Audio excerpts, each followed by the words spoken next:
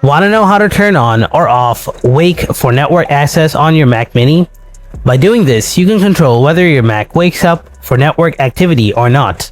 In this video, I'll show you how to enable or disable Wake for network access on Mac Mini M4, M3, M2, or M1. So without wasting any more time, let's get started. First, click on the Apple logo in the top right corner. Then click on System Settings. After that, click on Energy. Here you will see the option called Wake for Network Access. Here you can toggle it on and off as you want. If you toggle it on, then your Mac will wake for network activity. For example, file sharing, remote access, and time machine backup if you toggle it off. Then your Mac Mini will stay asleep until manually woken.